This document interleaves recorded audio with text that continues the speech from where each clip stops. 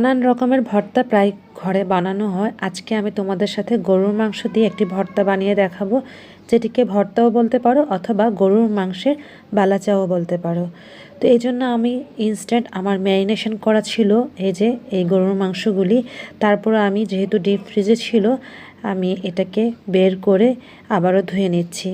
Marinate করা ছিল, ম্যারিনেশনের যা যা লাগে সব তো ভেতরে গিয়েছে, না গেলে নাই, কোনো সমস্যা নেই। কিন্তু অনেক দিন ফ্রিজে থাকার কারণে আমি একটু ধুয়ে নিচ্ছি। এটা ভালো করে ধুয়ে আমি হাত দিয়ে চিপে চিপে পানিটা বের করে নিচ্ছিলাম। আজকে তোমাদের আমি এই গরুর মাংসের ভর্তা বা বালাচাও এত ইজিভাবে দেখাবো, যেটি তোমরা অবশ্যই একবার বানিয়ে বাসায় ট্রাই করে আমাকে জানাতে পারো তোমাদের কার কাছে কেমন লেগেছে।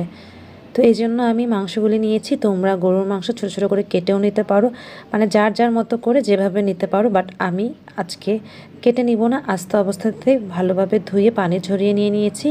এ পর্যায়ে আমি আরেকটু লবণ দিয়ে দিচ্ছি। লবণ দিয়ে একটু ভালো করে মেখে নিয়েছি। এবার আমি এটাকে ডুবো তেলে ভাজবো। আমি একটু ছোট কড়াই নিয়ে নিয়েছি, যেটাকে এই মাংসগুলো ডুবে থাকবে, এই জন্য আমি এই কড়াইটাই সিলেক্ট করে নিয়েছি। যাই হোক, এবার আমি মাংসগুলো দিয়ে দিচ্ছি। আমি এটাকে 10 মিনিট এই পর্যায়ে রাখবো অল্প আছে। ঠিক 10 মিনিট পর উল্টে পাল্টে দিয়ে মুচমুচে করে ভেজে নিব।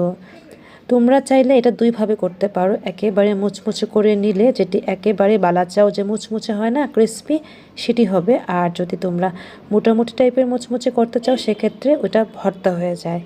তো তোমরা দুইভাবেই করতে পারো, আমি আজকে ভর্তাটাই করছি।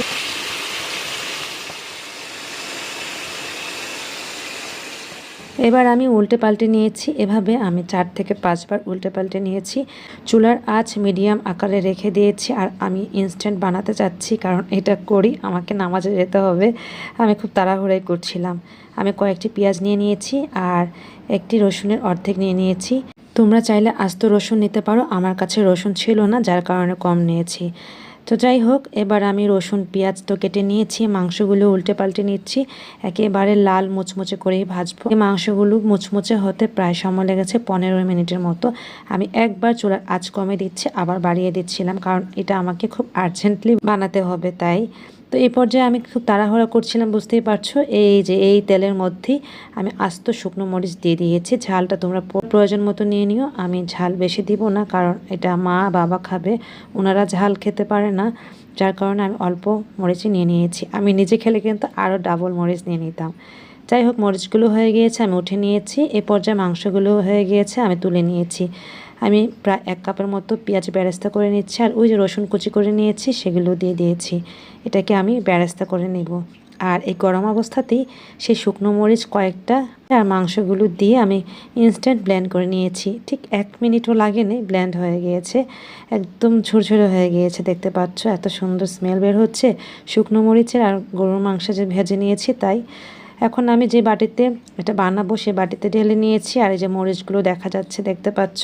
যাই হোক, আবার চুলোর কাছে চলে এসেছি, বেরেস্তা করে নিচ্ছি। আমি এখানে বেরেস্তাটা একটু কালচে করে ফেলেছি। তোমরা কিন্তু এরকম কালচে করো না, একদম ব্রাউন কালারটাই করো। আর আমারটা দেখতে পাচ্ছ একটু কালো কালো হয়ে গিয়েছে, বাট মোবাইলে বেশি দেখা যাচ্ছে, বাস্তবে অতটা হয়নি। যাই হোক, আমি বেরেস্তাগুলো দিয়ে সেই গরুর মাংস যে ব্লেন্ড করে নিয়েছি ওটাকে ভালো করে মিশিয়ে নিচ্ছিলাম। তো আমি যেহেতু এখনই খাবো, এটা আমাদের ডিনারে ছিল, তো সেক্ষেত্রে আমি যেটি করেছি, সেই পেঁয়াজ নিয়েছিলাম, ওখানে 2টা পেঁয়াজ আমি কেটে রেখেছিলাম, সেই পেঁয়াজ এবং লবণ, ধনিয়া পাতা কুচি আর এই যে 3টা শুকনো মরিচ, অল্প একটু চিনি দিয়ে ভালো করে এগুলোকে মেখে নিচ্ছি। এই মাখানোটা খুব ভালো করে করতে হবে, অল্প একটু চিনি দিও, এতে টেস্ট ভালো হয়। তো আমি সেটি করে নিয়েছি। তোমরা চাইলে এই পর্যায়ে সরিষার তেল দিতে পারো, বাট আমি পরে দিয়ে নিব।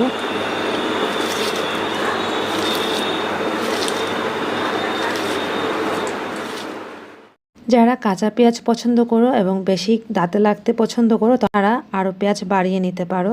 যাই হোক, আমার এটা রেডি হয়ে গিয়েছে। এবার আমি যেটি করছি, সেই বেরেস্তা মাখা গরুর মাংসটাকে মেখে নিয়েছিলাম, ওটাতে দিয়ে দিচ্ছি।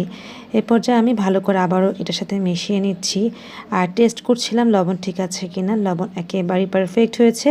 তো এ পর্যায়ে আমি যেটি করব, যেটি না করলেই হয় না, যেটি আমার খুবই ভালো লাগে, তোমাদেরও ভালো লাগবে, সেটি হচ্ছে যে সরিষার তেল এবং লেবু দিয়ে নিব।